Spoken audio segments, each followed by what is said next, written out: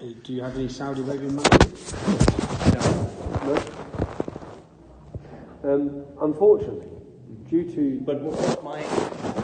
I'm not... There's no... I don't know if there's Saudi money in my company, but they're not telling me what to write. So what's my incentive to not tell the truth? Will you label me as far right? I think I would call you Islam critic. So that's great, because I am an Islam critic. But that's... So you won't label me as far right, is that what you said? I know you don't see yourself as far right. Yeah, but will you, when you write your newspaper article, will you call me far right? Be honest. I might. You might. So you now, seeing as you might call me far right to your readership, explain to me how I'm far right. You have a fairly... you are very critical of Islam. It's normally seen on the far right of the political scale. So if you're an atheist, you're far right. If you criticise Christianity, you're far right. Or is there protected status only given for Islam? I'm not sure. Come on, man. So you just said you would probably call me far right in your article because I criticise Islam. Yeah? That's the norm. No, it's not the norm. That's the norm by lying. That's the norm by the lying media. Yeah? What's my incentive to lie? Well, you are lying. Yeah, but what do you think my incentive is? You tell me. Why would you lie in your newspaper? You tell me. Or is it just that you're conditioned now to call anyone that criticises Islam far right? So you say, yeah, I probably would. Why? Because you criticise Islam. If I criticised Christianity, if my whole theme was that I talk out about Christianity, when you write a news article about me, would you call me far right for that reason? Okay. Would you? No, would you? No. No. Oh. Just Islam gets this protected status. So why do you, as a mainstream journalist, give Islam protected status over Christianity? Why do you give it a special protection where you would label someone... Why is it a protection? Well, because you're calling people far right who talk about it. But what's wrong with being far right? Everything's wrong with being far right. What part of my views are far right? Because I criticise Islam. Yeah. But I believe in women's rights. Yeah. I believe in women's rights. I believe in gay rights. You can do that on the right. Under the far right? I would say so. So you'd say that... So what would you say that makes you far right? Criticising Islam? It's one of the things... Really? You're a journalist and you actually think that criticising an idea makes you far right? That you're a journalist for a mainstream national newspaper? That's your view? That's why I think you're all right. Okay, that's why I don't trust you. Okay, cool. The media... I take it you agree that the media every day tells stories that are relevant for people. You made a bigger name for yourself during the Rotherham rape gangs trials. I know the media knew about the Rotherham, and they didn't report it. But still, they were reported by the Times. Eventually, I know eventually, but... Have you watched an interview with Andrew Norfolk from the Times? So the Times were the one that broke the story. Andrew Norfolk said in his interview that he had been told about these gangs, he knew about these gangs, and he didn't comment. But they did eventually do it. And do you hear why?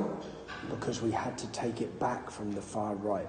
So because we took to the streets as the English Defence League, who many journalists from their background would look down upon us, that's why that's why the Times newspaper comment on it. So I'm happy that we forced them to report on it. I'm happy that the Times newspaper reported it, but I still think they're all cowards for refusing to do it until they were forced to. Journalists across the UK were aware of what was happening and they didn't comment. Okay. Police forces didn't make arrests. But do you agree that the media also tell relevant stories to the people of Britain, to the people of the world? Or is everything in the media lies, false? No, I agree.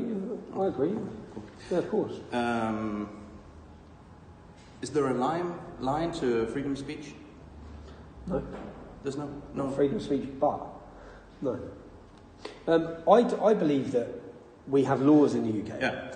So you should not be able to encourage or incite violence against people. Oh. But you should be able to criticise any idea you want. Yeah. That's fundamental to free speech. Yeah. The hate speech laws, like Yeah. You have hate speech laws here? Yeah. We have hate speech laws in the UK. Who do you think should be in control of speech? Because we have all these laws. So do you think big tech should be able to just, say for example the Danish Free Press Society, they've all been deleted last night for sharing a link to and saying that I'm talking in Parliament. They haven't broken any hate speech laws. All of them have had their accounts closed down. Do you not worry with that, the power that big tech has to be able to just say, okay, we're removing all of these people. They broke no laws, committed no crime, been tried by no one, haven't even breached any hate speech policies. In as you say, Facebook, Instagram, Twitter, they all see you as more like a hate preacher. I've never been tried. I know, but that's my point. So I know you haven't. But and when Facebook deleted your account, they wrote individuals and organizations that attack others on the basis of who they are have no place on Facebook or Instagram. And you were warned by Facebook. No, you see that comment you just read? The Muslim Brotherhood, who are a prescribed terrorist organisation, have a Facebook account. Let's not pretend that the reason I've been removed is anything to do with their regulations or guidelines. I've been removed because of political decisions. But otherwise, if they had these rules that they stick to, terrorist organisations would not be allowed their Facebook accounts. But they have. But Facebook deleted your profile for the post calling, and I'm quoting for Facebook, a post calling Muslim filthy scumbags, a post urging people to terrorize and behead those who follow the Quran, a post urging people to make war on Muslims, and multiple videos deprecating individuals being bullied. You're a journalist, yeah? I know what you're going to say. I haven't found. You haven't found it? No. Don't you think that's strange? As a journalist, don't you think that's strange? But they've deleted everything. So no, come on, man. Don't you think if I said that comment, tell me, as a journalist, if I said one of those comments, say I posted on my social media, behead those who follow the Quran. So you haven't said any of these? Never. And you haven't posted any of these on Facebook? No, an answer. Don't you think if I did, a journalist would have screenshotted it? Don't you think there would be one piece of evidence that I said these comments? What do you think, that I posted these 4 comments and no one made a comment on it? That would be front page of every national newspaper if I made those comments. So don't you, just asking seriously, don't you think that's suspicious? Do you think that's suspicious? There's no evidence of this. Why when they banned me, wouldn't they just show what I said? Why wouldn't they have produced, here's what he said? What do you think? I'm going to have to ask Facebook why they haven't done that. Well, no. But I don't know. Your national TV company, I saw the interview. I saw it yesterday. And he said he couldn't show. Yeah. So what do you think about that? I don't have an opinion on that. Come on, you must have. No, don't you think that's suspicious? Don't you think that's insane? How they can put these statements out but no one's ever seen them? Come on, Facebook is a profile where the minute you say something, it's screenshotted. Come on, you know it. This is why when I say to you, when you say, do I trust you? Yeah? Why should you... But I don't know. But you do know. You do know. Come on, man. You know that. You know that. You know. There would be evidence of this. You know there would. Yeah? I suspect it. But I still believe that this is what Facebook is saying. This is what they are claiming. It is what they're saying, but you know it's not true. No, I don't know. I don't know it's not true. But you know there would be a... So say, if I said on my Facebook that had 1.2 million followers, behead those who follow the Quran, you don't think, as a journalist, that there would be evidence of that comment somewhere? I suspect there would, but... Come on. I'm still just going to stick to that this is what Facebook claims. Yeah, I know. Yeah. I know, but if you was an honest journalist, you should be calling Facebook out for lying. I am going to call Facebook and try to get an explanation, but I know that they're not going to give it. So they're just going to lie to the world, and what the mainstream media will do is just push that lie, which is what you're going to do. Push the lie when you know it's not true. Come on! But I don't know it. No, come on, yeah, you do. Tommy, YouTube, Twitter, Facebook, IG, they're all private companies. Why aren't they allowed to do as they please? Because Facebook has 37 million UK users. It is become more than just a little social media. It's part of society. It's where people get their news. They're controlling. They're controlling what people can and can't hear. If they want to control what people can and can't hear, then they need to deregister and give the right that the United States government have given them, and they need to be held accountable for what's on their pages. Which at the minute they're not, because they say we're not a platform, we're just a platform. Yeah. but they're not. But isn't that exactly what they did when they removed you? Took responsibility back? No, they didn't. Why? Because if they want to take responsibility back, then they should be open for being charged for all the things that are on their platform. That's how they get around it. And they haven't taken responsibility. You have a fairly big amount of followers, not any longer on Facebook and Twitter, but you still have a number of outlets that reach these followers. I'm sitting here, yesterday you were on Deadline. But you're only sitting here, and you're going to run a news article that's going to tell your followers that I called to behead people. You're sitting here, you're going to say... I'm going to say that Facebook said that. I'm not saying... Yeah. So Facebook tell a lie, yeah? And then the mainstream media push the lie around the world. That's my point. Yeah? Even when deep down, I know you know it's a lie. So you're still going to put out this lie, which is total nonsense, that's going to be spread around the world. I could also argue, or one could argue, that you use this role, that you're being shut down by Facebook, that you use it to promote yourself. I use it as an example to the world because everyone can sit and know. Look, if I'd been arrested for, do you know what? This is the sickening thing. A terrorist can come out of jail. Yeah, we have a terrorist in Luton called Roger Ibrahim Anderson. Yeah, a white convert terrorist, ISIS terrorist. He's gone to jail. He's come out of jail. He's now on Facebook, and he's posting things on Facebook. So a convicted terrorist is allowed a Facebook account. But a man who's convicted of 0 crimes to do with hate speech or anything like that isn't allowed. That is ridiculous. So if Facebook are going to have these policies, what they need to do is ban every single paedophile from ever having Facebook. Ban every single terrorist. But maybe they just don't like you. No, I'm aware of that. That's my point. That's my point on how ridiculous it is. But they don't like me, but they like terrorists. But they're allowed to, aren't they? They're allowed to control the public, people can and can't say. They're in total control. Not your government, okay? Your government are no longer in control of free speech in this country. The people you elected as officials, the people who you can get rid of if you want them, they're not in control of the market of free speech in Denmark. Social media are. And who are these who's elected these social media control? Who decides in those companies? What is the process of deciding who can and can't? I showed you yesterday in my speech, Islamic radicals are now deciding who can and can't have Facebook. It stinks. If Saudi Arabia stick more money into there, are they going to start changing? We'll delete this party, that political party, that political party. The control has to be taken back from them. You filmed outside courts several times, resulting in different sentences. Did you know that you weren't allowed to? I was allowed to. So if you read the law, again, if you actually read the law, a judge has no power, okay, to put reporting restrictions on any information that's already in the public domain. That's the law. Everything I read was already in the public domain. Now, the way they use the law, which is what they've done, and interpret it and change it whatever way they want, is the reason I was acquitted. It's the reason in the end they had to change their charges to the fact that not about just reporting, because they couldn't send me back to jail for that with the second time.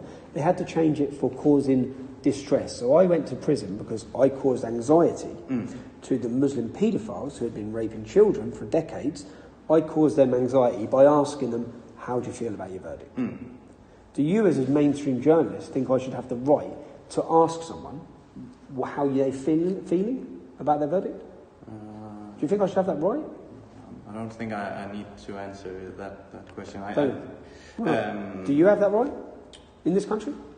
You're not allowed to film outside of courts at all. No. Not allowed to film at all.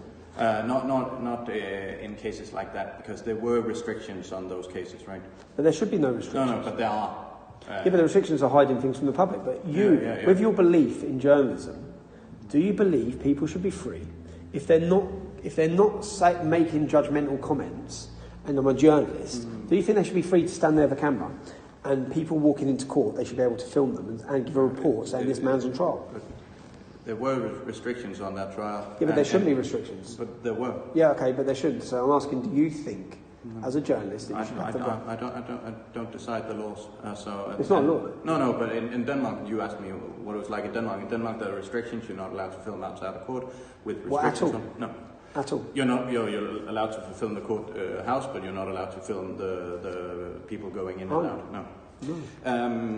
You have a past in EDL, BNP, and the Luton firm, where I take it violence was not uncommon in those organisations. Is that in those organisations? So look, I was. Is that true? Was violence common in those? What, in my life? No, in those organisations. I wasn't in an organisation, the BNP. I didn't meet people from the BNP, so not aware of the history of violence within that. At the English Defence League, when we went out onto the streets to protest, we were come under a violent attack every week. So yeah, there was violence. Yeah. And in the Luton firm as well. Yep, I don't deny that. So I grew up in Luton Town. Luton Town is one of the most deprived and roughest towns in Britain. I know. I saw a lot of violence in my life growing up as a youngster. So it's a tough town. You've been convicted of violence, mortgage fraud, threatening. Which violence? Which violence? You've been convicted of assault. Who did I assault? Who did I assault? Huh? Who did I assault? A police officer. No, not that one. Next one. That's you hit another guy at an EDL rally. Who was the guy? I think you claim it was some Nazi type. Far right. Yeah. Okay. So he's far right. Okay. Yeah. Possession of drugs. Tried to travel to the US with another man's passport and breach of court order. And how do you legitimize that you are now all of a sudden on the right side of the law? On the right side of the law? Yeah. So I had one criminal conviction, which was the assault on an off-duty police officer. An off-duty police officer. Not a police officer, an off-duty police officer. Yeah? Who, if you read again the court transcripts on that case, he accepts that he attacked me. Yeah? What I got convicted of was that my self-defence overstepped to self-defence because I kicked him when he was down. Yeah? I was 21 years old. It was my first ever offence. Now, I had no more arrests or convictions from that day until I formed the English Defence League. When I formed the English Defence League, I got arrested every other month, by bogus charge after bogus charge after bogus charge. So some of those things you're going to read on my record are an absolute joke. But still, you have been convicted of all of these things. But how can you explain to people that you're all of a sudden fighting for the right causes when the society have labelled you on 8, 9 sentences for doing the wrong thing? Yeah, but then for doing the wrong thing, like recording a convicted paedophile, that's not the wrong thing. Asking someone how they feel about their verdict is not the wrong thing. But travelling to the US on another man's passport. Shall I explain that to you? No, you don't have to explain it. But I would just like to know how you can now claim that to be a righteous. Isn't one of your MPs in this country the founder of Antifa? I don't know. Yeah, they are. Yeah, one of your left-wing MPs is the founder of Antifa. Antifa are a violent extremist organisation. He's now an MP. But this is what you do every time you ask a question. For you say someone else did something. No. But they did. I don't claim to be an angel. Yeah? No. It was never going to be a female school teacher who took on Islam. Yeah? And if I hadn't had the upbringing I'd had, I'd have run away at the first punch in the nose I received. I don't back down. Yeah? It's why I'm still sitting here after 10 years of facing the threats and attacks I've faced. So you have to take the good with the bad. But why should people trust you after this? All of these things, all of these? Because what do those things have to do with the truth that I'm speaking about Islam? What do they have to do with it? I'd rather it wasn't me sat here. I'd rather it wasn't me speaking about Islam. I'd rather politicians would talk about it, but they're cowards and they're scared. So unfortunately, it's a sad state of affairs when it takes someone like me to galvanise a mass following. Now, I don't see what any of those things have to do with the truth that I speak on issues. I have no idea what they have to do. I would like to talk a little bit about Islam because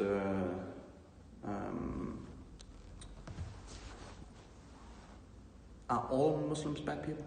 No, don't be stupid. I'm asking you because I'm asking. Okay. Some of the best people I've met growing up in my life have been Muslim. Okay. It's just when you hear Muslim, I don't know if you struggle in this country to do this as well. Muslims, people. So it's Islam. Muslims are people. Yeah. Islam is an idea. Okay. Yeah? Criticising and picking fault with this idea is your God-given right. Inciting abuse of people based on that is a totally different ballgame. Yeah? Can I ask you, have you read the Quran? No. No. But it says weird things in the Quran, but if you read the Old Testament, you find stupid things in that as well. Yeah, but you haven't read the Quran. No. So you don't understand the Quran. Have you read the life of Muhammad? No. What do you understand about the Prophet Muhammad? What do you know of his life? The common knowledge, I think. Which is what? I'm not going to go into No, it. come on, what's the common knowledge? But I know you. Why are you not? Are you scared to talk about Muhammad? No, not so at what's all. the But point? I don't know anything about. I don't know a lot about Muhammad. So who are you writing this article for?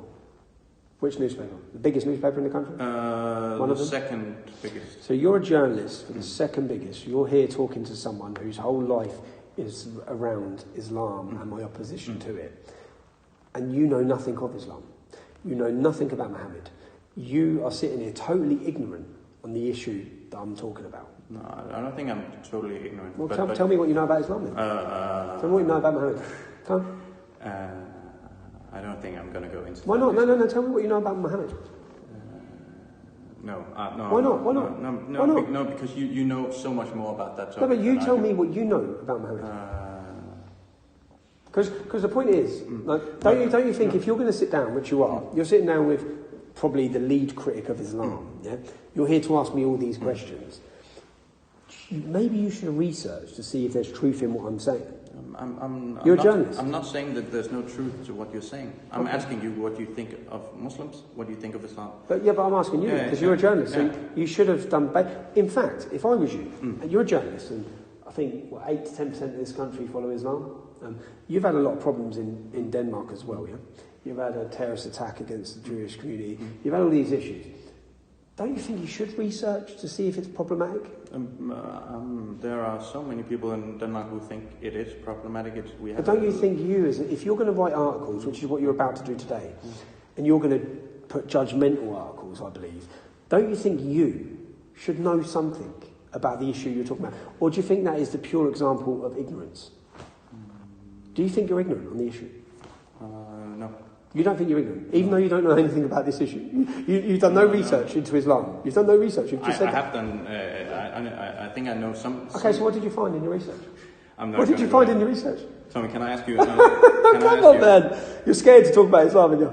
I'm not scared to talk about it, but I don't know enough about the topic to go into a debate. Just tell me what you know then. What have you, in your research about Islam, what did you find? Can I ask you another question? You said that you some of the best people you know in Denmark in Britain. you know in Britain are Muslim. But you said in 2011, right? Every single Muslim watching this. Yeah. How do I know the one thing? I have given 100 speeches in towns and city centres. Yeah? My job at that time, and it's the only speech that people put up. My job at that time was I was leading an organisation as a pressure. I saw us as our job was to put pressure on the police, on the Muslim community to deal with the problems within. Yeah? I've apologised for that comment. It's rash. So you shouldn't have said that? No, I shouldn't have. Okay. That one comment that you pulled out of 100 speeches from 9 years ago, when I was leading an organisation, 25 years old, 6 months off a building site. No, okay, yeah, I'll apologise for that one comment. I'm not inciting violence on that comment, okay? When I say you feel the full force, we will protest everywhere we want to protest. I haven't incited violence, I've not made any comment, but yeah. Cool. I think we're being interrupted now. No problem, man. Nice one. I'll tell you what to do. Yeah? Go read some about Muhammad, you'll see that I'm right. Yeah, but it's difficult for me as a reporter to go into that because you know so much more about that topic. No, but I'm not going to debate you on the issue. I'm just going to ask what you know. Yeah. Go and do some research into the man Muhammad was, because if you're going to have a growing, I think 30% of the under 16s in Copenhagen follow Islam. 30%. So in 20 years' time, this city is taken over by people who follow this ideology. You've got to understand the ideology that they're following if you're going to be the biggest reporter. Yeah? Cool. See you later.